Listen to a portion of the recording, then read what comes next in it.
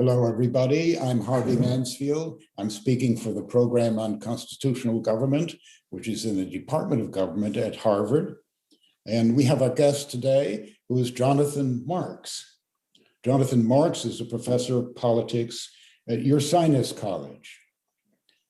For our less sophisticated viewers, I'll say that Ursinus College is a small college of high quality outside Philadelphia. Its mascot is the bear. That's no surprise. But in particular, it's the grizzly bear, which is still common in Ursinus. I think you see it around quite a bit in the form of stuffed toys. So the high quality of Ursinus College comes from a faculty containing people like Jonathan Marks, who's easily distinguishable from a stuffed toy. Although many American universities have faculties that are amply supplied with stuffed animals. Well, Jonathan Marks went to University of Chicago for his BA, his MA, and his PhD. He's the author of a book on Rousseau, the Perfection and Disharmony in the Thought of Jean-Jacques Rousseau. He has many articles in academic journals and in high-toned conservative magazines like Commentary and National Review. But especially, he's just published a book called Let's Be Reasonable, a conservative case for liberal education. This came out this year from Princeton University Press. And that's the subject of our meeting today, Jonathan Marks, Jane, Let's Be Reasonable. So Jonathan. Well, thank you, Harvey. And as pretty typical par for the course about the college, you notice Harvey pronounced Ursinus a couple of different ways just to make sure that they got the right one in. I appreciate being distinguished from a stuffed animal, although I am fairly cuddly. I was reflecting as I was thinking about doing this talk that I first met Harvey, I think 30 years ago in 1991. I was an undergraduate finishing up. I've gained 2 pounds per year since then. So while I'd like to be there in person, I'm grateful to have a medium that shows only my upper body. But in any case, it's sweet to. I've certainly seen Harvey intermittently, but it's sweet to come back and see him again. I want to begin by complaining in a more or less conservative way about our colleges and universities. First, there's long been a part of the university that considers it a vehicle for progressive or radical action. The Port Huron Statement, founding document of American student activism, envisions universities as bases for an assault on the loci of power. From its schools and colleges across the nation, it says a militant left might awaken its allies. Sunaina Myra, an activist in the Boycott Israel movement, and published by Duke University Press, echoed that language recently when she said, actually she's University of California Press, but she echoed the language recently when she said that the academic wing of the boycott movement is, quote, part of larger efforts by scholars to transform the university into a site of struggle against militarization as well as racial and class oppression, and to challenge US imperial power and its proxies. Does that wing of the university have much power? I don't think so, but there are more scholars who put themselves on the far left than there used to be, and fewer conservatives. In the late 1980s to mid-1990s, a period not so unlike our own in its focus on campus culture and speech wars, self-identifying far leftists were around 5.5% of four-year college faculty, according to the Higher Education Research Institute faculty survey. Conservatives those who call themselves far right barely register, outnumbered them 3-1 in the late 80s, early 90s. In 2016 to 17, the most recent survey available, far leftists are 11.5% of the faculty, and conservatives barely edge them out at 11.7%. It's rumored that some faculties are down to 1.5 to 3% of conservatives, though I don't credit this. This seems hard to believe. I speculate that the still small group on the far left has disproportionate influence on campus for at least a couple of reasons. First, I assume they're more likely to consider themselves scholar activists than others on campus, and therefore are more inclined to care about pushing campus in their favorite political direction, and they're more likely to be organized. The conservatives in the Department of Agriculture are probably not looking up from their biofuel crops in order to counter-organize, and most faculty members probably aren't there in higher education to practice politics. As for administrators, they seem often to see appeasement as the means best suited to putting out fires. So we're dealing with a contest between a small number of persistent, determined, relatively organized people and a larger group, unorganized, whose collective cry is, "I don't want no trouble, mister." Second, the number of self-identified liberals on campus has also grown. In the late 80s to mid-90s, if you put together the conservatives, the far rightists, and the moderates, they still outnumbered the far left liberal contingent 55% to 45%. Today, that's the other way around. The far left liberal contingent outnumbers moderates, conservatives, and far rightists put together about 60-40 in four-year colleges, according to that same survey. So, maybe the liberals liked President Obama rather than viewing him as a neoliberal, drone war waging, lobbyist hugging sellout. But they, the largest group on campus by far, may find themselves at least broadly in sympathy with the goals of their colleagues on the far left, even if they fret about excesses. The same may be true of student-facing administrators who a survey the political scientist Sam Abrams conducted suggests are considerably more liberal even than the faculty. On the faculty, he says nationally, left liberals outnumber conservatives about 6-1. Among student affairs professionals surveyed by Abrams, the tilt is about 12-1. Meanwhile, administrators have not been wary about venturing into progressive politics. Part of this venture is internal, carried out through administrative units, focused on equity and inclusion and baked increasingly into the hiring process, where candidates craft statements demonstrating their commitment in these areas. One advice column explains, focus in these statements on the most widely accepted meaning of these terms, diversity and inclusion. So don't write about your experience advising evangelicals on a secular campus, but write instead about racial oppression, sexism, homophobia, transphobia, ableism, or other commonly recognized forms of oppression, and if possible, your activism in connection with these matters. And part of the venture is external. Consider Michael Roth, the president of Wesleyan University, who last June called for higher education to be anti-fascist, by which he seemed to mean join the struggle against Donald Trump and the forces arrayed behind him. As an evolutionary biologist specializing in salamanders, you may think that in your capacity as a scholar, what you do when you take off your scholar's cap is another matter, you should be apolitical precisely, or at least not speak as a scholar about matters in which you have no more expertise than your neighbor, Barney Rubble.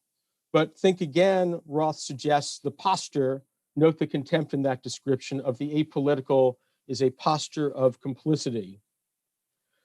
Let's grant that there's something on its face off-putting about anyone, including university people, standing aloof from consequential matters on which people's well-being depends.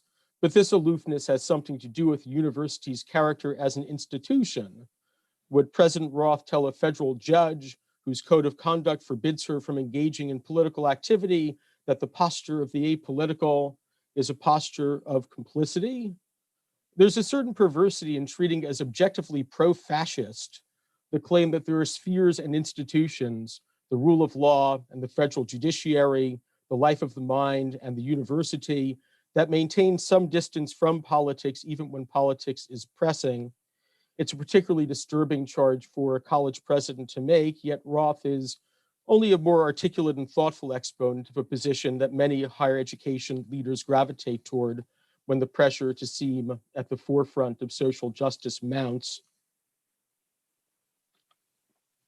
So briefly, a politically lopsided university in which the far left has an outsized influence, particularly when that university scoffs at worries about politicization, deeming such worries objectively racist and fascist dithering, has been an object of conservative attention. And it's not hard to see why it should be an object of nearly everybody's attention. First, partisan bias is difficult to overcome. In matters that touch on politics directly or indirectly, our partisanship may influence which subjects we think most urgent, which books we think it's good to read, which speakers we want to invite, which research conclusions we view skeptically, which students we view as pests to throw the conduct code at, and which we will hail as heroes, preserving artifacts of their conduct code violations for posterity, and even which views we're most inclined to challenge in the classroom. Over 80% of faculty surveyed by the Higher Education Research Institute agreed, at least somewhat, that it was their role to encourage students to become agents of social change. Well, what kind? Second, the case for academic freedom has long rested on the idea that colleges and universities are nonpartisan institutions of learning. The more we decide that it's appropriate or even necessary for us to act to promote a particular vision of social justice, the more it makes perfect sense for legislators to say, as they increasingly do, well, if there's a politics here, I'd rather have it be mine than yours. What could those who seek to turn the university into a base for an assault on the loci of power say back, other than, I reckon you've got us? The academic freedom of those who merely sit in nervous silence where their colleagues talk revolution are unlikely to be spared come the counter-revolution.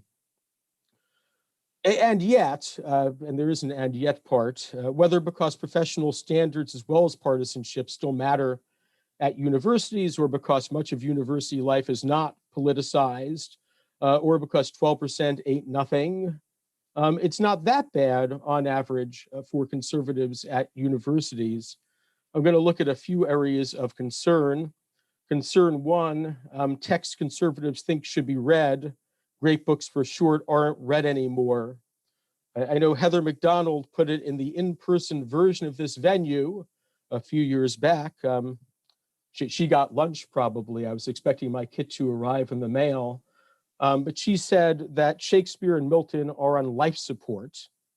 And it's no doubt true, just as McDonald says, she's written a book since, that great books are less required than they once were. And presumably some part of that trend has to do with politics, although another part has to do with a reluctance to require much of anything, and another maybe with vocational impatience, as things really have to do quite directly with a job. But if you look at the Open Syllabus Project, which looks to map the curriculum across some 7 million syllabuses it has gathered, you find that the most assigned author is one William Shakespeare. He even comes in number one in English literature syllabuses they've collected. Second is a feller named Plato. I guess Milton is only number 41, sandwiched between Rousseau and Hawthorne, but it could be worse. Among texts, Plato's Republic and Aristotle's Ethics remain in the top 10, though one must admit that the Communist Manifesto is just a little ahead of both, but it's shorter. You do have to go pretty deep in the list to reach Shakespeare at Harvard, where according to the sample of syllabuses they've collected, the Bard is number 143. The top 10 is wholly made up of works written by Harvard professors. Presumably thanks to the core, Plato is number one at the University of Chicago, represent. And if you throw the whole Ivy League together, he's number 2. Now, in fairness, the Open Syllabus Project cannot claim that those syllabuses, no matter how many they are representative, but this is probably the best evidence that we've got. Concern 2, conservatives are persecuted on our campuses. Indeed, as Heather McDonald put it, we are in a free speech totalitarian crisis. Early this year, we heard from a Princeton student writing in the National Review that even mild-mannered, anti-Trump George Will was deemed too controversial this year to be invited to campus by a Princeton debating society. And that was pretty widely shared by people like John Stossel and Sean Spicer. Stalin Libs at Princeton declared, a former Weekly Standard book review editor. Conservatives have in fact been exorcised from academic settings, declared the student. Now, in fact, this debating society, the American Whig Cliosophic Society, is organized to encourage debate between conservatives and liberals. Months before the Will incident, they had Ted Cruz to visit. Not long before, they had Ken Buck of Colorado, who had not long before his invitation distinguished himself for a video in which, brandishing his AR-15 semi-automatic, he dared Joe Biden and Beto O'Rourke to come and try to take it from him. Setting aside Whig Clio, George Will himself was baccalaureate speaker at Princeton in 2019. A book on free speech by a conservative, Keith Whittington, was Princeton's pre-read in 2018. It was assigned to and made a focus of discussion for the class of 2022 and made available to all undergraduates, graduate students, and faculty. And Princeton is the home of the James Madison Program in American Ideals and Institutions, which regularly brings in conservative speakers and visiting fellows. Robert George, who founded it, says that Princeton is a good place for conservative students. In short, as he would not deny, yes, there's plenty for conservatives to complain about at Princeton, but if someone paid for an exorcism there, they should ask for their money back. That's one story, but I think that it's representative. So yes, Sam Abrams, who you might have heard about at Sarah Lawrence University, did indeed face calls to have his tenure revisited over his public criticism of Sarah Lawrence's diversity and inclusion programming. And although Sarah Lawrence is among the most liberal campuses in the country, Abrams is hardly a unique case. Yet Abrams, without in any way denying and often drawing attention to dispiriting trends in his higher education writing, also notes that conservative and liberal job satisfaction in academia appear to be about the same, even a bit higher for conservatives. He notes that faculty on the whole seem to favor free speech and open inquiry based on his own surveys, that a plurality of students are moderates based on Higher Education Research Institute surveys. So Abrams's picture of universities is not as hostile to conservatives as one might imagine, and certainly not totalitarian mini-states. And that's consistent with the findings of Joshua Dunn and John Shields, whose book, Passing on the Right, was based on interviews and surveys of, or a survey of, a set of conservative professors, admittedly not representative. They affirmed, as Abrams does, that conservatives, yes, do face significant problems, including discrimination in academia, but they also said that the respondents generally told us that the academy is far more tolerant than right-wing critics of the progressive university seem to imagine. Concern 3 is just a more specific version of concern 2. Conservative students are compelled to self-censor on their left liberal campus, and there's something to that also. More than one survey finds that many students are reluctant to speak up about controversial matters, and that conservatives and Republicans are more reluctant to speak up by far on such matters. Religion may be excluded than their liberal counterparts. On the other hand, consider the 2019 Heterodox Academy Free Expression Survey, brought forward at the time as evidence that there was a huge problem. 2019 was not exactly a quiet political year. In that year, how many conservative students said they were very reluctant to speak up about race and class? And I worry mostly about very reluctant, because I'm somewhat reluctant to talk about most everything. So it's very reluctant when I worry about things being shut down. 7.7% was the number.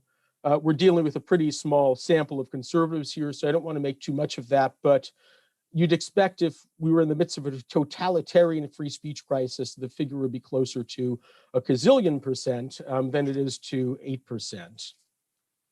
All right, so who cares whether the atmosphere at universities is kind of bad or very bad for conservatives on campus? I think it determines what one thinks can be done. Increasingly, conservatives are following the lead of Victor Davis Hanson, who speaks of outlaw campuses and looks forward to a future in which universities will be vocational and students will get their humanities from DVDs.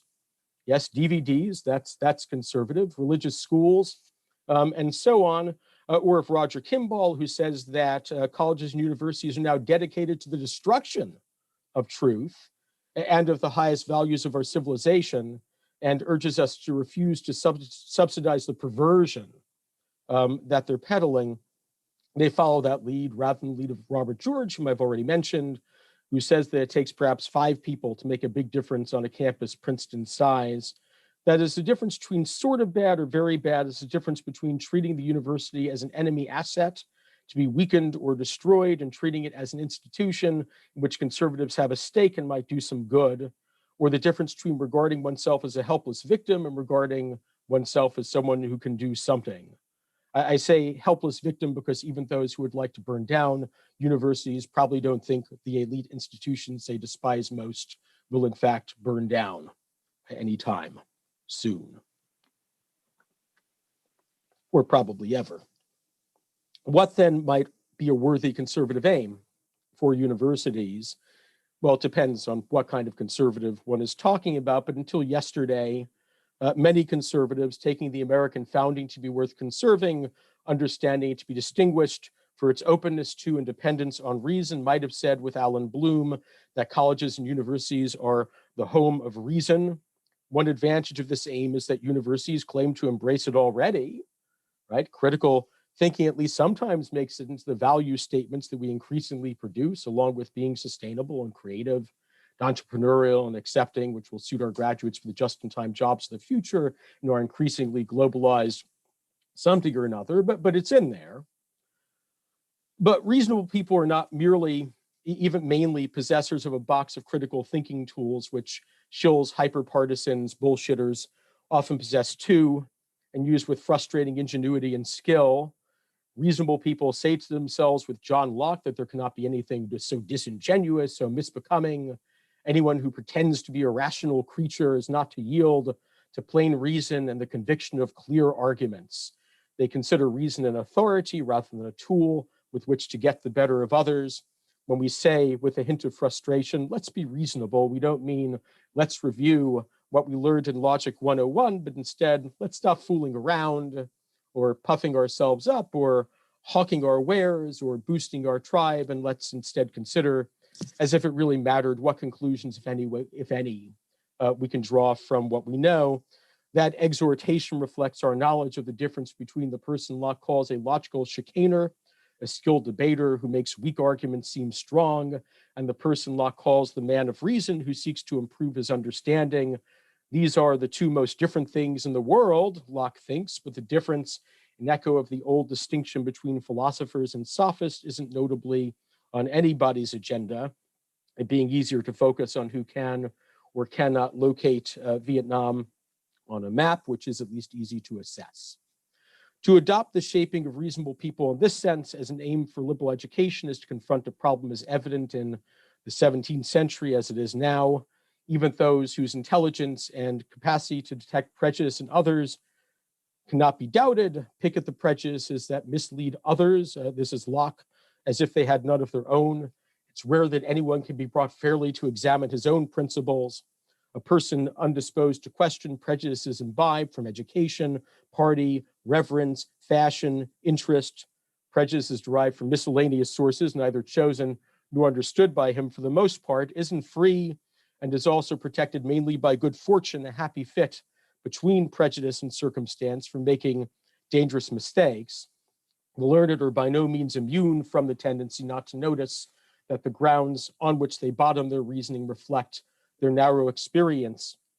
Liberal education seeks to correct this narrowness. We see but in part, Locke again, we know but in part, and therefore it is no wonder we conclude not right from our partial views. The comprehensive enlargement of mind, that is another way of thinking of liberal education's aim, entails listening closely to the opposite arguings of men of parts, showing the different sides of things, and even listening closely to those who come short of us in capacity, quickness, and penetration. Their experience may correct ours. It entails recognizing the limits of the science that we study, the books that we read, the ways of knowing and modes of analysis in which we are trained and with which we are therefore most at ease. And although Locke himself seeks to correct what he regards as excessive reverence for old books, some a deal of trash, it entails the study of such books, since part of the narrowness is the narrowness of our time. Part of our narrowness is the narrowness of our time. It entails travel, since part of our narrowness is the narrowness of place. Here, many of the elements that we think of as part of a liberal arts education and sit in various distribution requirements in the university emerge from reflection on how one might overcome some of the many obstacles to becoming reasonable. I've already said that it helps a little that universities already think they're in the critical thinking business. Universities also think they're in the reason business in a wider sense, maybe in the sciences more than elsewhere, but in scholarship more broadly too. There's still some dishonor attached, for example, to clinging zealously to a dear argument in the face of overwhelming evidence against it, to being dogmatic, to propagandizing. All these are violations of what is called scientific conscience, the 1915 Declaration of Principles of the American Association of University Professors. The warning in that same document that the unparalleled freedom of scholars to set forth their conclusions rests on there being conclusions gained by a scholar's method and held in a scholar's spirit. That's a specialized version of the idea that the university is a community of people who are supposed to follow the evidence and arguments where they lead and to share at least provisional standards for evaluating those things, even in matters that can't be definitively settled. In appealing to that idea, the conservative isn't appealing to something foreign to university people. For that reason, among others, and despite the long pedigree of a conservatism that appeals to Locke, one might doubt that this is a conservative case for liberal education at all. There's a bomb hidden in this seemingly benign idea of becoming a reasonable person, namely a suspicion of unchosen obligations and ties to one's ancestors, one's children's children, to one's home broadly conceived that give most lives meaning. On this view, our Lockean reasonable person hovering above everything, listening to opposing arguments, attending to the experience of others, reading different books, investigating various approaches is thin stuff, the kind of life that sounds fine to intellectuals, or to put a populist spin on this argument, to college professors, but bears no relation to the lives most people wish to live. And there is a version of conservatism that, in which Locke's a lead villain. This anti-liberal conservatism is indeed not compatible in principle with liberal education as I've been describing it here. Yet I think that even for the anti-liberal conservative, it's a mistake to pray for the university's demise.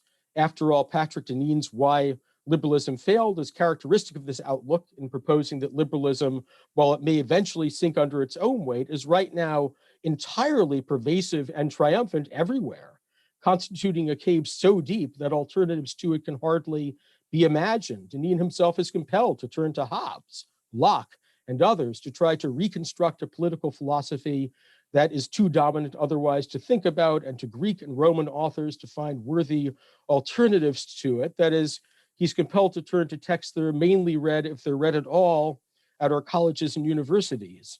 If such colleges and universities were to practice liberal education as the shaping of reasonable people, it would be still more true that in an ocean, as the illiberal conservative sees it, of progressivism and libertarianism, the university would be one of few islands in which one might discover alternatives.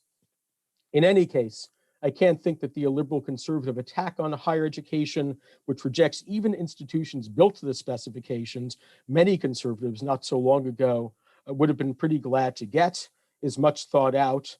If it has any notable effect, it might at best hasten the demise of weaker institutions to which conservatives pay little attention. It seems unlikely to harm the elite institutions, who are the main objects of conservative ire.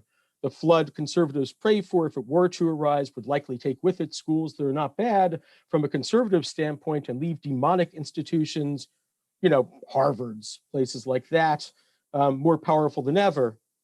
Even when liberal education is understood as the shaping of reasonable people, it is not, as the illiberal conservative argument suggests, merely or primarily for the training up of intellectuals. For Locke, whose education is directed toward men of the world, one pursues enlargement of mind to whatever extent opportunity affords, because the understanding is the last resort a man has recourse to, Locke says, in the conduct of himself in every important matter. There's a continuity between what liberal education aims at and what we usually think of as good sense, even if people don't go to the university to get good sense and probably don't need it for that. Whatever it is in liberalism that illiberal conservatives take themselves to be against, it can't be that.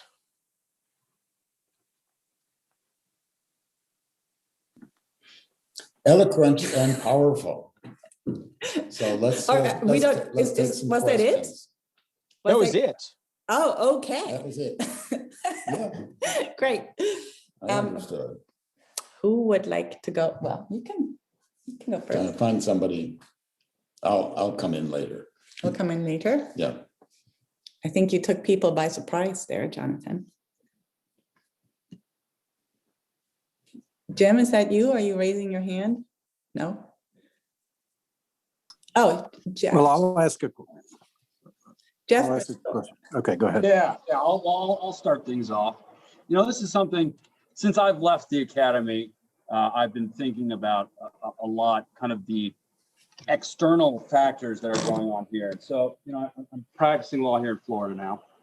And recently there was a bill in front of the state legislature. We have this thing called Bright Futures in Florida. It's like if you graduate from high school, Florida high school, have a 3.5, you get like a full ride basically to a state university.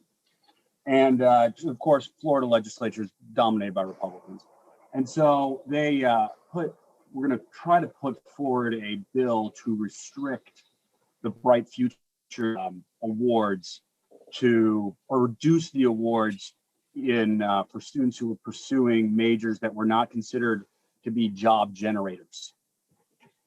So basically, I think most of the things that we would probably associate with liberal arts would have gotten like 75% funding rather than 100% funding, I think was what was happening. And anyway, it was defeated, but of course it was a huge conservative move, and so I wonder, when we talk about this, we often think about threats to liberal arts education that come from within the academy, but what about the conservatives that are outside of the academy that themselves don't seem to value a liberal arts education for, what it is, and can't see beyond the kind of, I guess, obvious economic advancements, which I think sometimes I've heard, even members of STEM faculty in universities make similar arguments. Like, well, of course, engineering PhD students are paid more than English literature PhD students because they're more important for society, essentially. So what do we do with those arguments and that kind of threat, I think, to a liberal education? Thank you. So the first way I want to acknowledge that question from a Florida man, so Florida man is in the house, is to acknowledge that as much as conservatives often focus on the left-wing threat to traditional liberal arts programs, it's not the case that, for example, classics programs are disappearing primarily because left liberals don't like them, right? They're disappearing because boards of trustees and administrators who think those programs aren't pulling their weight, aren't attracting enough majors, are pulling the plug on them, along sometimes with programs like physics, and biology, right? While keeping programs like engineering, which are thankfully more directly connected, right, with getting a job. And so, you can keep physics around as a kind of adjunct to doing engineering, but you don't really need a physics major because who wants to major in that? So there is a sort of, I think I described it in the talk as a kind of vocational impatience. You might say we need very direct connections to jobs in order to justify the existence of programs. I guess I'd say a couple of things, though I don't think any of this is going to be altogether persuasive. One thing that I think would be useful is to make oneself a less fat target for conservatives, because the threat is only in part vocational. And I think that Republican state legislators are interested in cutting these programs in part because they regard them as the places where left liberal professors are most likely to sit. And colleges, universities have, by really wading into progressive politics institutionally, right? I'm not talking about professors, but making institutional statements that are aligned with quite recognizable left liberal, certainly vocabulary, as well as sets of aims, but have made themselves targets. So the threat isn't going to go away if one makes the decision to, withdraw from this field at least somewhat, but it might help. Otherwise, you have, you're sort of left with the standard issue sorts of arguments, which are true, but have had only modest success in persuading not just conservatives, but students, parents, and so on, that a liberal arts education is worth having, right? So, for example, the difference in income between having a degree in, say, a traditional liberal arts field and having a degree in a more professionalized field isn't necessarily greater, even if it does turn out to be significant, than the difference between living in one region of the country than another. But most young people don't usually think that they're going to decide where to live on the country based on the possibility of getting a 5% to 10% increment, right, in their incomes. So there's that kind of argument. Is even accurate, right, to say that there are really vast disparities that should matter so much that you ought to choose your major on that basis, and that legislatures ought to be funding majors on that basis. I'm not sure that argument ends up holding up all that well. And then there are, the usual arguments. In a way, the argument that I'm making for liberal education, one of the reasons that it focuses in Locke in some ways is because of the sort of eminent practicality of Locke's argument, right? That you're not trying to get comprehensive enlargement of mind because you want to get invited to cocktail parties, or because you need to be a philosopher, because you're looking to develop a meaningful philosophy of life, although those are all good things, but because this narrowness doesn't make you simply unrefined, but it makes you in danger of doing foolish things the moment you step outside of your very narrow area of expertise. So I think that would also help to pitch the argument at that level. I do know a lot of defenders of the humanities or the liberal arts who are very reluctant to make this kind of claim and want to say, no, we should assert, right, Stanley Fish does, that this is of no practical value whatsoever, and that's more inspiring, and that's really gonna, get the kids in and so on. But, it seems to me that there is a tradition in American thought of tying together, studies of this kind with practice. Benjamin Franklin would be a good example of a junto that's focusing on natural philosophy, writing essays while they're also trying to promote themselves and organize the neighborhood watch. So maybe that kind of pitch. But I don't want to promise too much. I'm not sure how well any pitch works. It's a real problem. Jim Hankins, please. Hi, I have a observation and question about why the humanities and liberal arts education are not as attractive as it used to be. One is, I think that it's no longer necessarily associated with the elite. In the old days, you wanted to know about Plato and Aristotle and all those things because other educated people knew them. You went to dinner parties, they were mentioned. You read the New York Times editorial page, people talked about, quoted Shakespeare, John Donne. So you felt if you didn't know those things, you could not hold your own at the high table or any other gathering of educated people. And I think that has changed. I think no one assumes that you need to know those things anymore to be educated. And the second thing is that professors don't teach these texts and these subjects anymore in positive ways necessarily.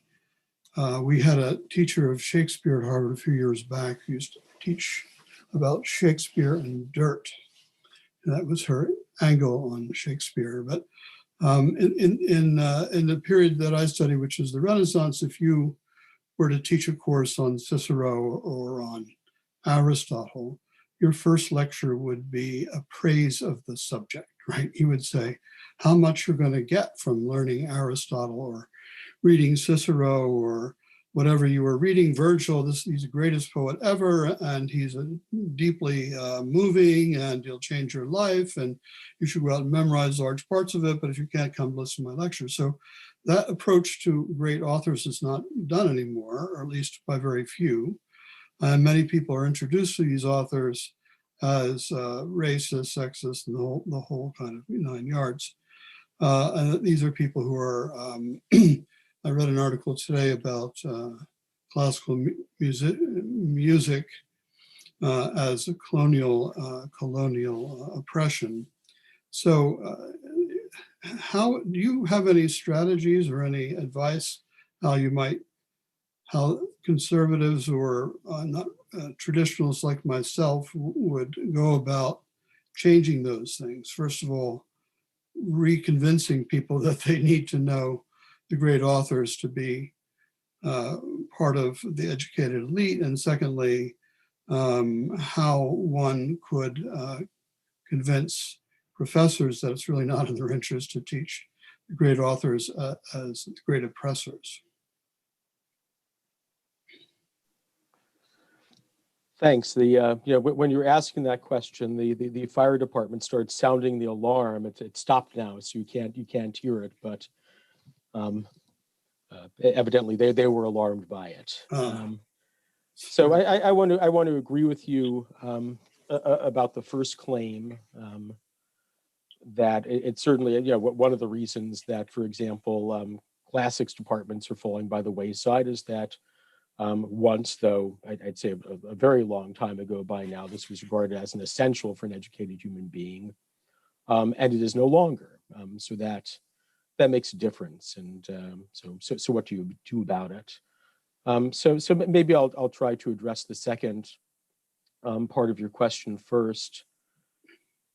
I think there's not just now, but has always been, a kind of tug of war between modes of reading a text that seem attractive and trying to take a text on its own terms. So psychoanalytic readings of text, Marxist readings of text, historicist readings of text, post-colonial reading of text. And so that's nothing new.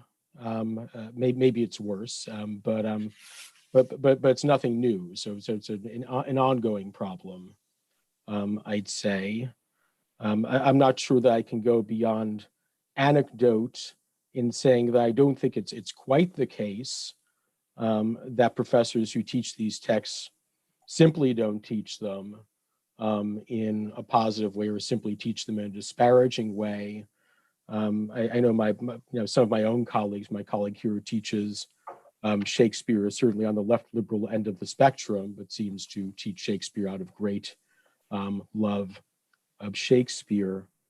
Sometimes these methodological distinctions, or sometimes the methodology is quite politicized, matter a little less than one might imagine when it comes down to actually teaching texts, which do exert a kind of gravitational pull on at least some teachers. I had two professors when I was in undergraduate, one of whom spoke a great deal about human nature, the other of whom said at the beginning, I want you to imagine that there is no such thing as human nature, but only history. And yet in some ways their manner of teaching texts was not so different. And one could get a great deal from learning both of them. I think part of the reason was that they loved the text and felt some responsibility to a certain fidelity to them, and not just to a particular methodology.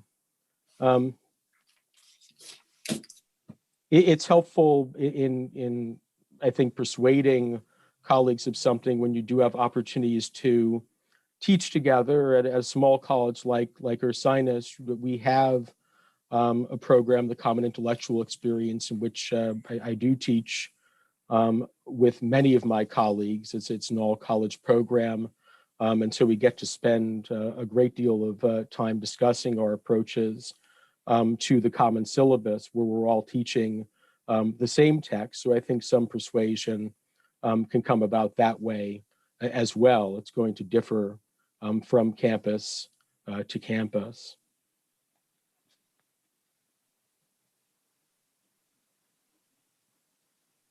Jim, you were going to follow up quickly? Yeah, just very quickly. I think those are exactly the people we have to get on board. The people who may be on the left politically, but they care about the text, they love the text, and they don't, and they need to be shown that they have to take a stand and defend these things that they love, rather than simply give in to the woke. That's it.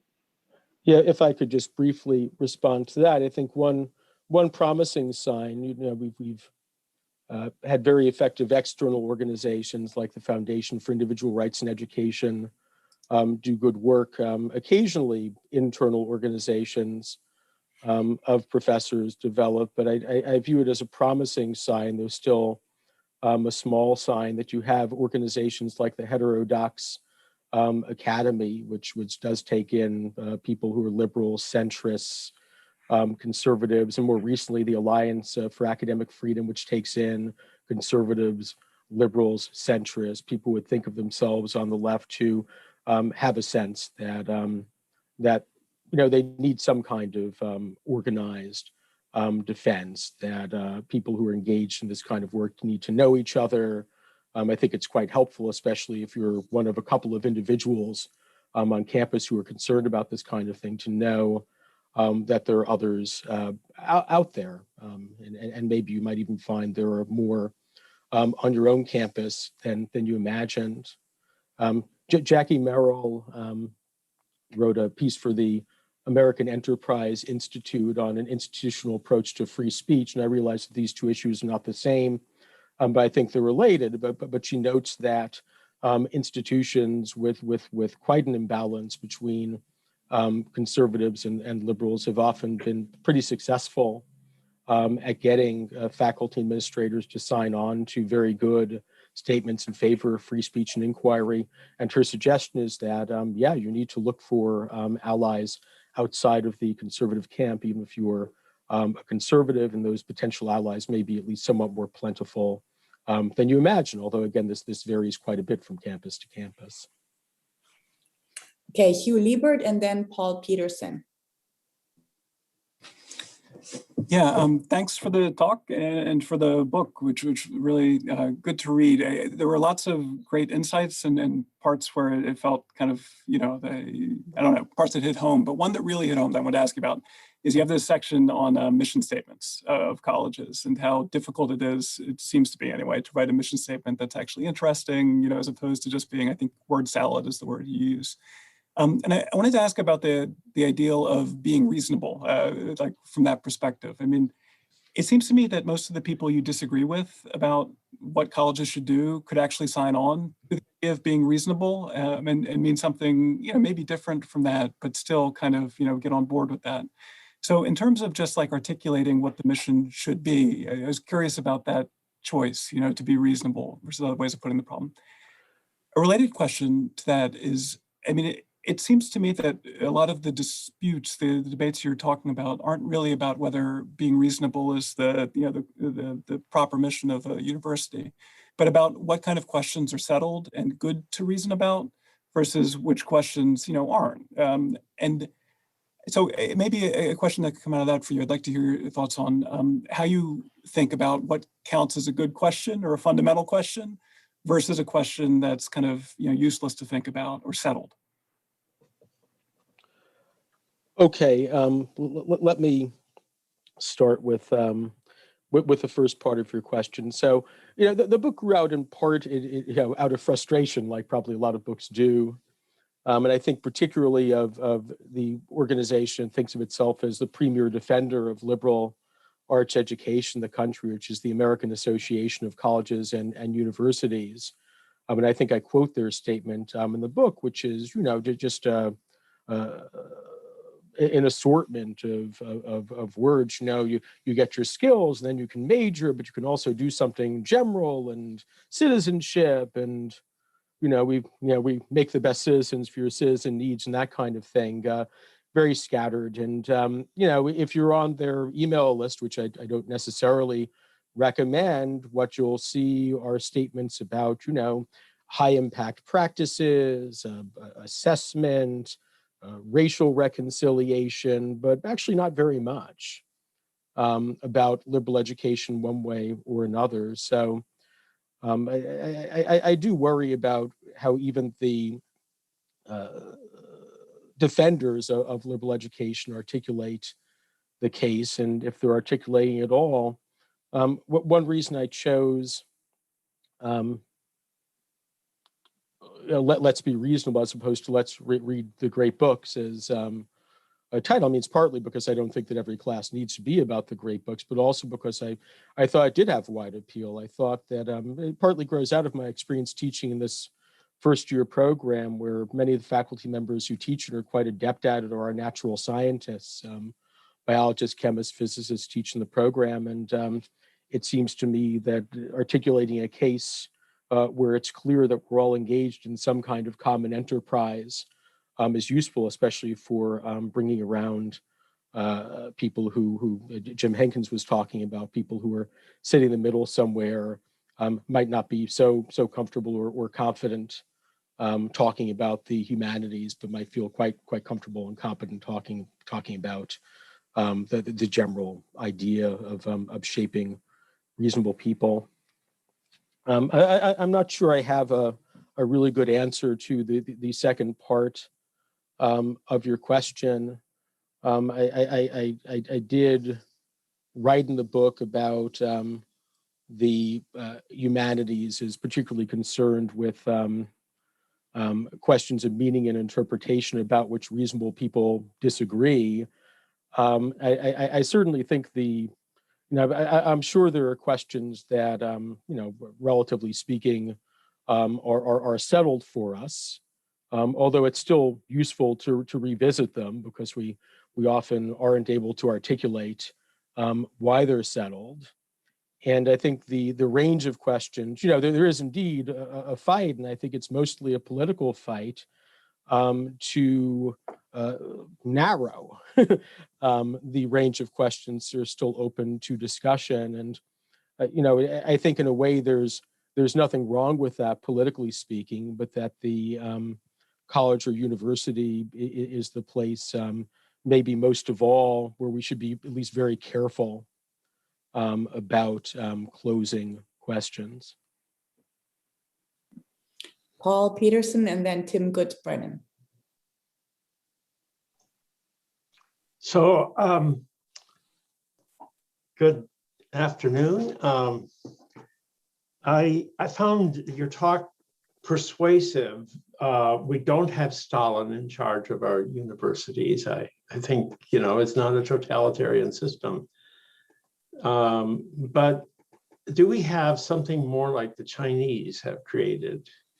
a place where they nudge people in a certain direction. And although conservatives are tolerated or leftover conservatives, like some of the people gathered here are tolerated, are new ones being recruited.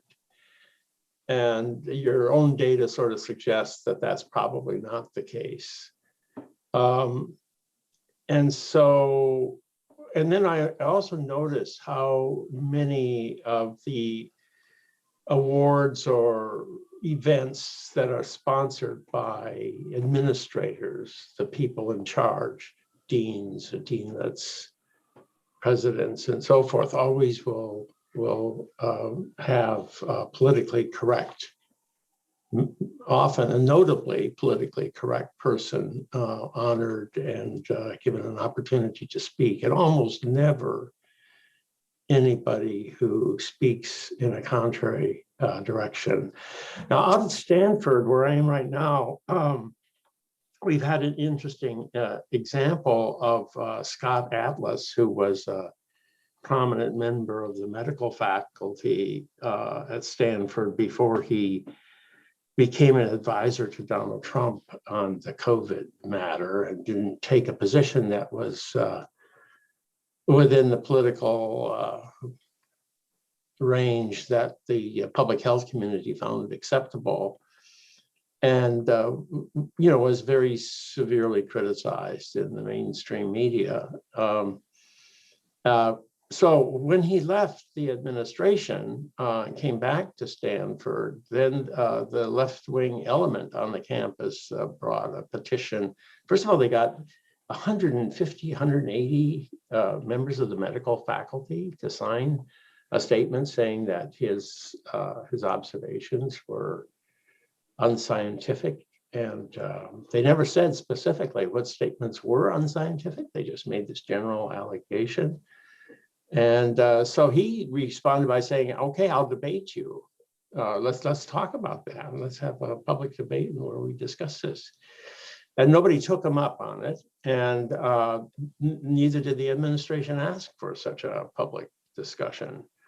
The president did defend the right of faculty members to have free speech. So you're right. I mean, there is not a totalitarian system. But still, there was no sort of giving equal opportunity for the 2 points of view, which I find that there is a quite reasonable argument that you do more harm by shutting down the economy for a prolonged period of time than you do good. It's at least a reasonable argument. It may be true. So I'm wondering if we don't have sort of what might be called the soft totalitarianism, sort of a communist version. So what are your thoughts on that? Well, I'm not sure how soft China's totalitarianism is. So I'm not sure I'd use that analogy. It doesn't really feel well, it's like not China. quite the same as Stalin's. We have to admit that, at least not in current times, or Mao. Yeah, I want to suggest it doesn't quite feel like China either, in terms of the sheer level of fear about speaking. But I wouldn't gainsay your main proposition. I mean, there are respects in which the discourse on campus about controverted issues is sometimes narrower than the range you might find outside of a university. So it might be very hard to say things at a college or university that would be relatively easy to say in Atlantic magazine, and that strikes me as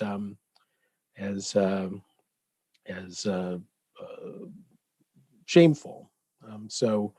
I think that I agree with you that there is certainly a way in which one is nudged, as you say, in a certain direction at colleges and universities. But I would also say a couple of things. The first one I'd say is that simply because of the defense of free speech you mentioned, I mean, one thing that has gone in a pretty favorable direction, I think, for conservatives on campus is that speech codes, but mostly conservative students who are governed by those codes, but that speech codes have been rolled back to a considerable extent since the 1990s. David French points this out, former president of the Foundation for Individual Rights and Education, and he writes a piece called, well, courage is the cure for political correctness, in which he says that, yes, it is very hard to speak up, but you know, that's what tenure is for, yeah? And it is very hard for students to speak up, but students have better free speech protections on campus probably than they did 25 years ago. So it seems to me that that makes a great deal of difference. I also very much appreciate what Robert George said. This was in a speech he gave about the way in which a campus Princeton size could be changed to no small extent by the action of perhaps 5 people. He at least thinks that the James Madison program generally did change the kind of discourse they're having on campus. And I don't know if he's right about that or not, but it's certainly attractive. And I'd say that that is certainly the case at Ursinus, where we're a little bit smaller, but I think it was perhaps 5 people who got our first year program really off the ground. I mean, you then had to get people to vote for it. And it was a close vote and required a lot of work and vote counting. But there's more room to maneuver, I think, than there is in a place you describe as totalitarian, even in a soft sense. And I think it's important to bear in mind that room to maneuver. The last thing I'd say is that in some ways, the administrative role in this, while it's worrying, is also a comfort, because recall that student-facing administrators, you know, I mean, one change that you know, you can't gainsay it, university life, is that administrations are, you know, there are many more people in them than they used to be, and that they do a lot of sort of, you know, they have a side gig teaching our students in the dormitories, and they're much more liberal, it seems. I mean, I'd like to see more data on this, but much more liberal, it appears, even than faculty.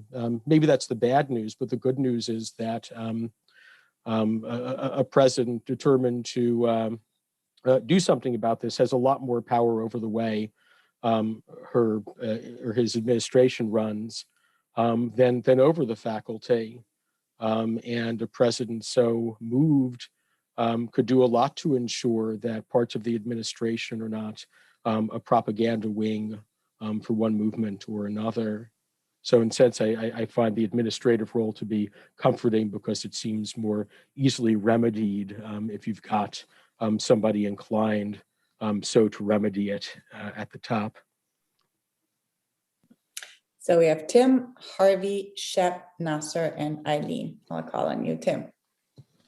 Okay. My question is, does liberal education actually make people more reasonable? In some cases, sure. You know, so Ben Franklin, I think, is a very good example, although he didn't go to university, right? There was a sort of reading group they had. In some cases, even at the very highest level, clearly no. So Heidegger, Foucault, Merleau-Ponty, etc. But even, you know, if we just think about the general effect of higher education, or not higher education, liberal education, it's not obvious to me that makes people more reasonable in general. And one reason I say that is we had an explosion of liberal education over the 20th century. Did that go together with an explosion of reasonableness? I mean, if you're a Rawlsian, and you also talk about reasonableness, if you're a Rawlsian, you might say, yes, this did produce a great flourishing of reasonableness. But I don't think you're a Rawlsian. I don't think you're using reasonableness in that particular sense. I think you mean something like broad-mindedness, intellectual humility. I mean, a Rawlsian could have those qualities too. But you mean something a bit different to what a Rawlsian means by reasonableness. And so precisely from your point of view, it's not clear to me that liberal education and reasonableness go hand in hand. Thank you. Yeah, that's a hard question. Let me try to say a couple of things about it. So the first thing is, and I think one sense in which my my book is conservative is that suggests there are tremendous obstacles to being reasonable. That in some ways the best you can hope for in most situations is to carve out a relatively small space for it. So in the Federalist Papers, right, the first of the Federalist Papers, at one and the same time says we're going to see to what extent government by reflection and choice is possible, but at the same time says that in any matter of great national discussion, a torrent of angry and malignant passions will be let loose. And Hamilton at least proceeds in that first paper as if that's true, that there are great limits to the extent to which one can proceed in a strictly reasonable way in those matters, or maybe strictly is too weak a term. And then it's also the case that even renowned teachers, you might say, results vary, right? So Socrates is supposed to be a pretty good teacher, but you see among people who encountered him tyrants, scolds, and decent people who nonetheless don't seem strongly touched by the encounters. So there's a way in which education is always a dicey matter, right? It's probably also true that religious education doesn't reliably produce religious people, and even that physics education doesn't reliably produce good physicists. So I think we're dealing with an enterprise that's difficult, and the success is also difficult to measure. When I talk about reasonableness, in many ways, I'm trying to acknowledge that difficulty and suggesting that there are in a way habits, customs, that kind of thing that you need to support it. It represents an attitude of mind, in a way, right? There's something shameful, right, in failing to yield to an argument at least once.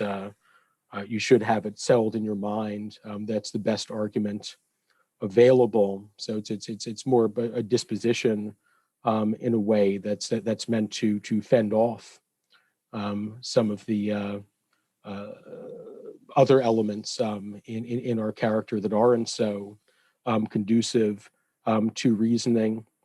The last thing I'd say, and this is something I talked about in the talk, is that the idea of education being described here is taking into account, a particular problem, a kind of narrowness, and attempting to find means best calculated, right, to deal with that problem. The results of that enterprise are difficult to assess, but it seems to me that at least it's not unreasonable to think that even though, even if again, as I say, the results vary, right? There's no guarantee that you're going to end up with reasonable people. There's some good reason to believe that that you might, as I say, carve out some more space for reasoning than there was before. Hi. Here, this is a consideration that comes out of what Jim Hankins had to say or suggest. What I see is not so much a danger to academic freedom as a danger to the good sense of a university. What I see is not that the left wants to kill conservatives, but that they are perfectly willing to let them die or die out. And so the trend against presence of conservatives in universities seems troubling in this way, that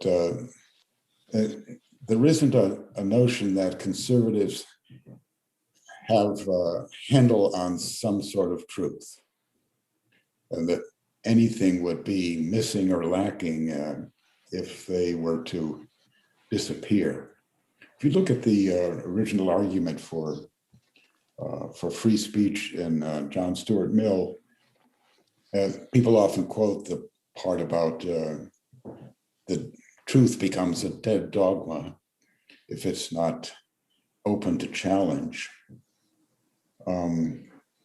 But what would be the basis for the challenge?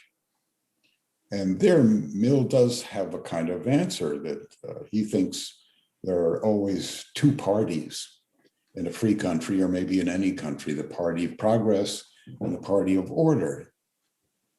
And the party of progress is clearly to be preferred, but there is a basis for the party of order. And the same thing in Emerson. Ralph Waldo Emerson has a lecture on conservatism in which he makes a distinction between conservatism and reform.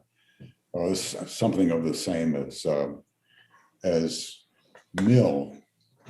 And two, you could compare this to just a reflective, typical American voter who's seen the parties alternate in our government over a number of years, and is maybe inclined in one direction, even strongly inclined. Nonetheless, on the whole, yeah, you accept the verdict of the people, and that means you begin to suggest there's some point in, say, turning to Reagan after Carter, even if you're a Democrat. And that maybe that particular presidency had a certain standing, which you're now more inclined to accept than perhaps you were at the time. So that kind of thinking, which suggests that the conservatives are somebody that you want to have around, even if not in charge. And that's what seems to be in decline, that kind of argument. So, well, let me try that and see how does that set with you? Well, what can I say? I think that's true. I know this has been something of the talk in the Crimson, because the most recent survey of arts and science faculty, and it does seem evident that while there may be some 20-some-odd% of faculty who are concerned enough about this to think, well, perhaps we should actually do something about it. I think there's a larger group of faculty who don't think so, though not that much larger. And then there's quite a significant percentage who don't seem to have an opinion about it one way or another. So I guess I think that the, the fight is to be waged. I think I was talking about this with somebody else before. It was Jim Hankins. Is probably to be waged with that group that doesn't yet see a reason to care. I think that one can really despair if one thinks about trying to reform higher education all at once, and sometimes even trying to reform a college all at once. Colleges and universities, even really small ones like mine, have a whole lot of neighborhoods in them with rather different characters. So sometimes you're working at the departmental level, and maybe there are 2 or 3 of you who are concerned about the problem. You might actually be able to affect something, right, on that level, or the divisional level, or maybe you're fortunate enough to change, right, a whole college that then, if it has some success, can become a model for other ones. I do think it's a significant problem. I do think that there probably has been a change there, though I'm not sure that I could measure it. I think that there's, I don't want to seem to have given everything is all right kind of talk. I saw somebody mention on the chat that in fields like anthropology, right, conservatism is more or less extinct, right? And the closer you get to that point, right, if you just assume no malevolence, but people tending to just like to hire people who are sort of like them, this problem just sort of continues to, it just rolls along without anybody necessarily intending for it to roll along, though there are some people who do intend for it to roll along, but it doesn't take that kind of maliciousness. So it does seem to me that there is space, even judging by the results of that Harvard poll, to make a dent. But it's not going to be easy. It certainly helps if you can put faculty and students in touch sometimes with conservative arguments. I had a conservative speaker out, Noah Rothman, who's my editor, over at Commentary Magazine, in to give a talk at Ursinus. And a student came up to me afterwards and said, I thought we were going to get a guy with three heads. I've never really spoken to or heard from a conservative before, so I was surprised to see that they actually make arguments, right? So in that way, I think centers like this one or the James Madison program, and that they're all over the country, Furman University, American University, lots of places can be useful for allowing that kind of thing to happen, sometimes for students, sometimes for faculty. But I think I don't want to dismiss the magnitude of the problem. I'll say one more thing. I think it varies a lot from place to place and even region to region. One argument that Sam Abrams makes, it seems I keep bringing up his name. I think he might be a Harvard graduate. I'm not sure, but he notes that while there is an imbalance across academia between conservatives and liberals, that the ratio is much greater. For example, in New England, than it is any place else in the country. So there's probably more room at some institutions than others, and things are probably a great deal worse at some institutions than they are at others. Yes, Mayan. I think that's right. There's a lot of good sense in what you say. We shouldn't give up. And it's interesting too that there's a kind of parallel between one's thoughts on the university and one's thoughts on liberalism in general. And you see this in Patrick Deneen. I'm definitely sure that we mustn't give up on our tattered liberalism and attempt to go to some other less plural, somehow more integral approach than that. Universities are the churches of liberalism, and so the two are necessarily connected. One item in the Harvard faculty survey that may work against, or may be useful to use against the indifference showed to conservatism, is a large number of Harvard faculty who think that the prestige of Harvard has declined in the last decade. I wonder what could be the reason for that. And I'm sure that one of the great contributing factors is the unremitting partisanship that it displays to the world. And in its most ceremonial occasions, the commencement is like a meeting of the Democratic National Committee or the National Convention in that way. One does wish that institutions like Harvard, which I consider institutions where students will still, cut off a limb to be able to attend. I think they can take more risks in a way with what kinds of things they're inclined to require students to do when they arrive at a university, and have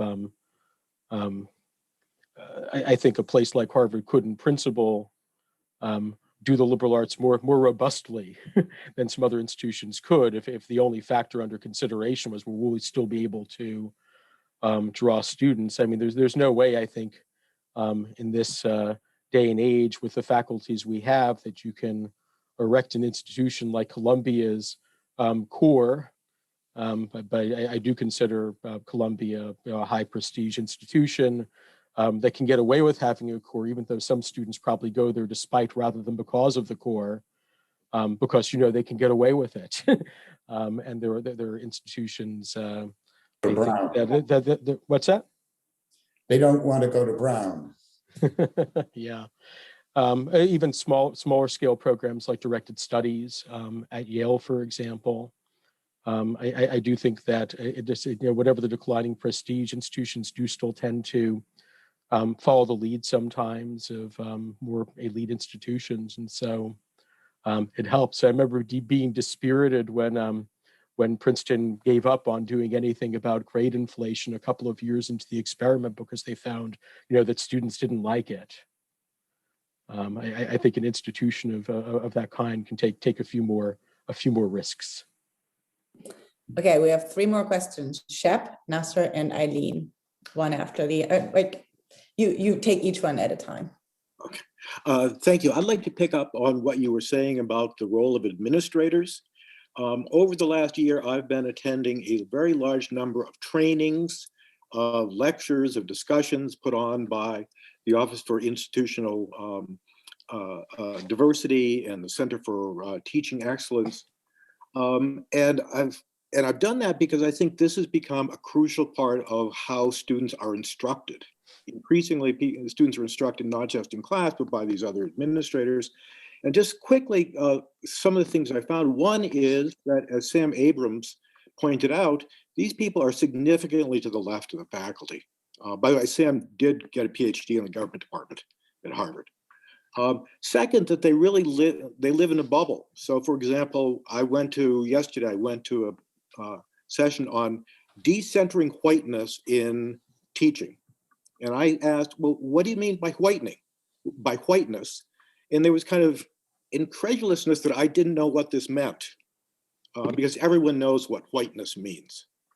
Third, and this is a part that I really want to see if get some reaction to you from, is that these people are not only not within the regular academic silo, that they're not subject to deans and provosts in ordinary way, they don't share any of the academic norms that we've been talking about. They don't subject to their assumptions to any type of debate or discussion. And it strikes me that one of the most important things we can do is to try to somehow get these sorts of trainings subject to the type of investigation and debate that is the norm in most academic settings. So I was wondering if you have any suggestions about how we can pursue that endeavor. Thanks. Yeah. So I agree. As I mentioned before, it's both the case that administrations are vaster than they were, and they're also more involved in teaching of a sort than they were before, and they're also more, it seems, left liberal than the remainder of than the faculty are. So. What to do about that? Well,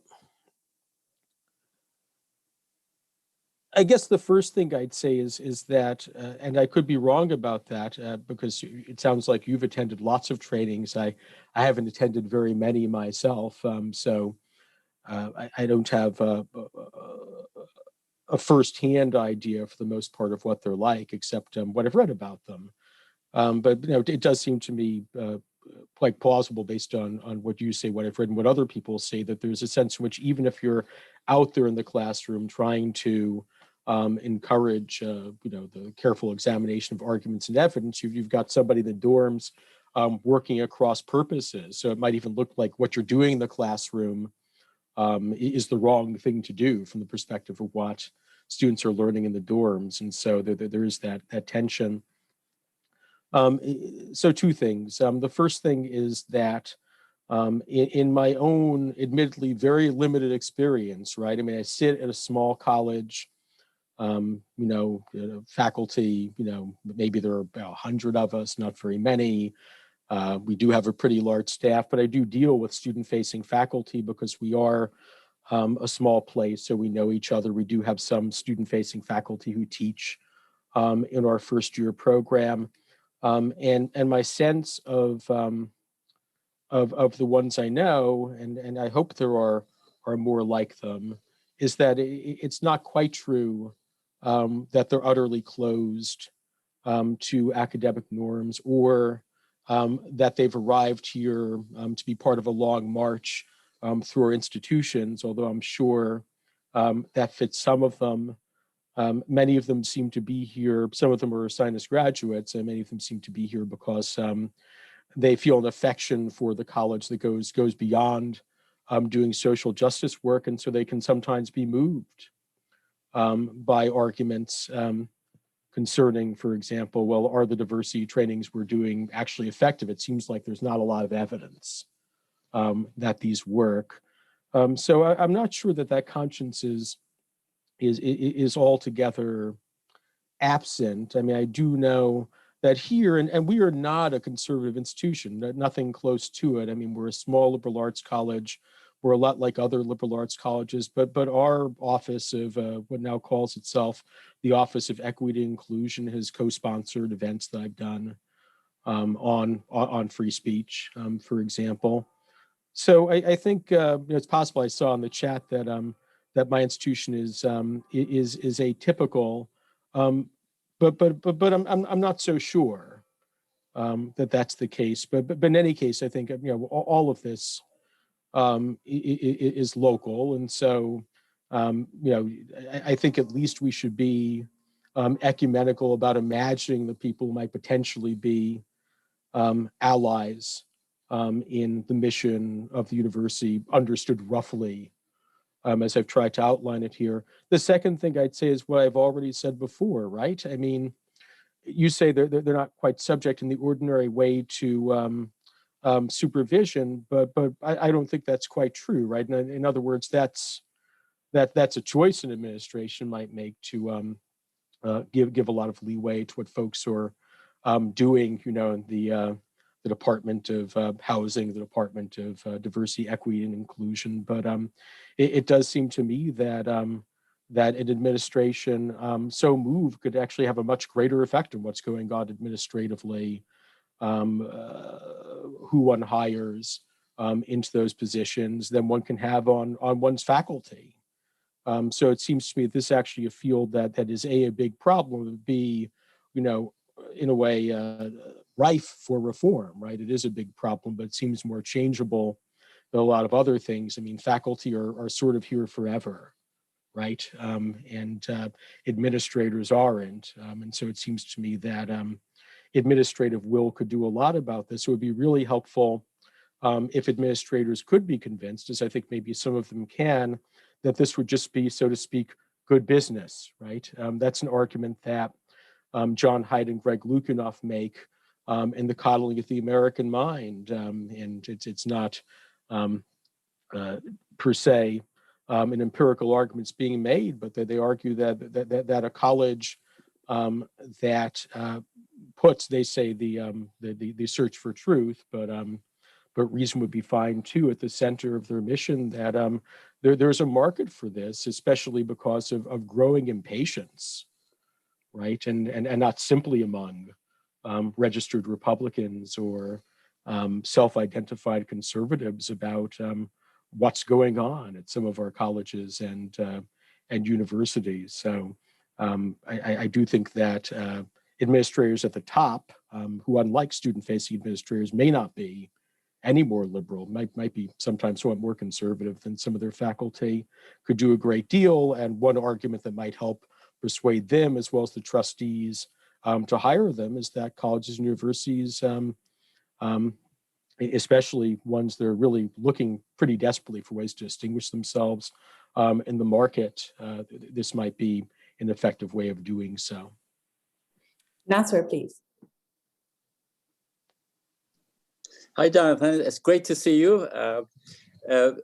I think you're doing a real mitzvah with your book in making an argument against a real danger on the part of conservatives to say goodbye to the universities.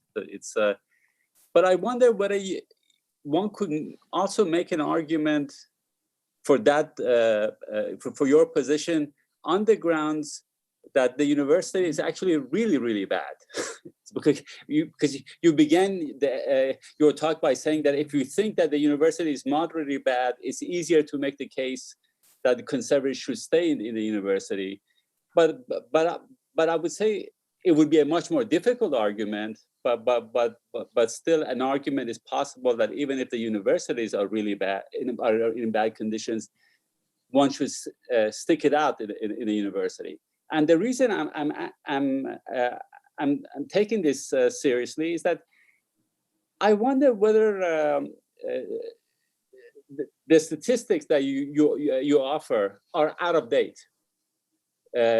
It's that even 2019 the situation is not the same. So the statistics on Titanic before it hit an iceberg and after it hit icebergs are very different. And my sense from BC is that right now at BC, we're living in an entirely different world than we lived 2 years ago. And so of course, my perspective is very limited because I haven't studied it, but I wonder whether that's true generally speaking. Thanks. I mean, a mitzvah. Thank you, Rabbi. I appreciate that. Yeah. So I mean, obviously, in a way, I need my statistics to be, from 8 to 9 years into the future, really, probably to settle this question. I certainly have a sense that things feel different, even than they did last year. I'm hesitant to, make much of numbers from this year because of the peculiarity of the pandemic. I mean, it's a real stew. So I'd rather see how things look, in 5 years, if I still have a job, right, in 5 years, see how it looks. So, I mean, 2019 is pretty good, I think, but as you say, you don't, unless you're luckier than the captain of the Titanic, right? You may not know what waters you're headed into. I just think that based on what we can know right now, which is admittedly limited, there's a strong case for thinking that real headway can be made. That we're not dealing with the Flight 93 university, to use Michael Anton's language about liberalism, as Harvey was saying. But to some extent, it really is a question of where resources are going to be distributed. So I might agree with you, Nasser, that I'm going to stick it out no matter what. I'm going to fight even if things are worse than they seem, and see what can be done, even if the situation is far worse, right? I get a better mitzvah for that. But on the other hand, if I'm a donor thinking about what to do with my money, right, and whether I should, fund a few postdocs, and see how that works out, 10 years from now, or am I going to throw my money into an online university, or going to fling my money into a couple of alternative institutions? They're very expensive to put up there, but the situation is so desperate I should do that. I think my thinking is going to change depending on just how bad I think it is in the institutions that presently exist. And I have heard, and this was one of the more depressing conversations that I've had with someone who worked at a foundation, saying they just had trouble getting money to fund postdocs, right? And in the present job environment, which is even worse, the environment we walked into when we were looking for jobs, having some way for people to just sort of survive for some years, and while they're looking for a job is vital. But I'm trying to say, well, we can't get money for these things because people kind of look at the university and think, well, we funded these postdocs 10 years ago, and things don't seem to be getting a lot better, right? So I think you're right. It might not matter for one's final decision about whether to stay or go, depending on how courageous you are and how much you love universities. But I think it does make a difference for how people external to the university think about how they want to use their money. Thank you. Okay, Eileen McDonough, you're going to have the last question. I'm sorry, well, try to make it quick in case there's another question. Okay, this was a wonderful presentation. Really, really pleased to have been here to hear it. I just have a question about what I'm interpreting to be your distinction between cultural conservatism and cultural liberalism, not political conservatism or political liberalism, but to focus on a very antiquated idea, which is the distinction between form and content. So it seemed to me when you were assessing, for example, how often Shakespeare appears on a syllabus or syllabi, you were looking at a particular form. This is one of the great, well, it's a great, Shakespeare would be part of a great book series. And so is that there or not? But I was wondering if we were to look at the content of any great book, including Shakespeare, it would be probably most would agree that the content is very fluid in the sense of the interpretation that people have offered of this, let's say King Lear, for example, over centuries, starting in the 17th, starting right when it was first written. And so although the great book itself, Shakespeare or King Lear, is always there, the content is very, very fluid.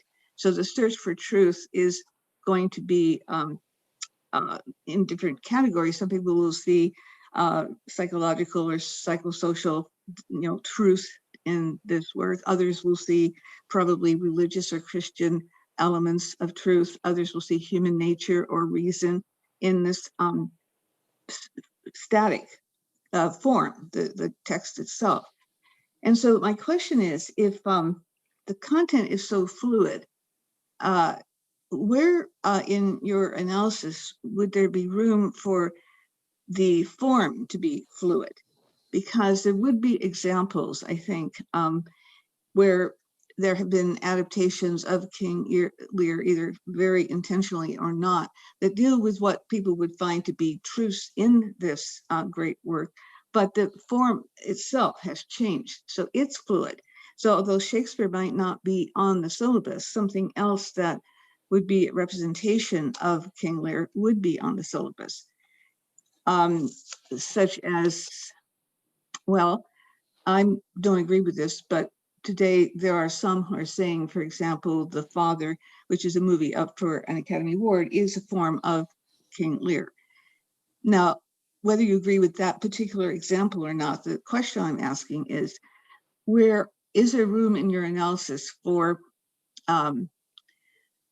fluidity in the actual form that truth might, where people might embed truth? So it's not Shakespeare itself, but it's something else, a different form of communication in which some of the same truths are embedded.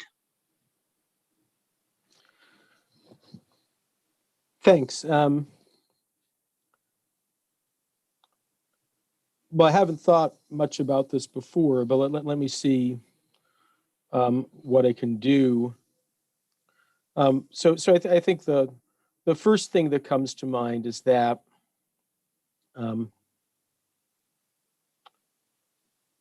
what I've already said about the dangers of our own narrowness, and that part of this narrowness that we've got is a narrowness of time, which doesn't mean that any individual author necessarily needs to be on the syllabus, but that certain old books might be essential. I also mentioned the opposite arguings of men of parts. That is, you want to listen to people who are especially well situated to contribute to a conversation. People of talent really is what I guess men of parts means. And that means that just as you want to listen to people of talent in your own period to kind of seek them out, it's helpful to seek out the best books you can lay your hands on. So in that sense, I worry a little bit about being too confident that the adaptation that we've got captures the thing we're trying to capture. I'd want to have the thing still around, right? So that we could maybe have an argument about which of various adaptations captures or does not capture the spirit, for good or for ill. And I don't think that there's anything in my argument suggests that that's not a discussion that's worth having. Whether it's possible that an argument that's based on a book could surpass the book that it's based on. So that's certainly, I don't think ruled out by anything that I've said. All right, it's 2 p.m. We have to 2:15. stop, or 2:15. All right, and we want to thank you, Jonathan, for this wonderful talk. Thank you for having me. Your students are very well served. Yeah, and I think your position is really important to hear. I know so many people who've given up hope and donor trouble everywhere. And yeah, it's just true. I think it's worse than you say, but there's no other way. What are we going to do? Yes. Yeah. So I mean, so some of the alternative, some of the writings that I mentioned strike me as more cries of despair than a program. So that is something that worries me too. Right. Thank you. Thank you so much. It's great to have you.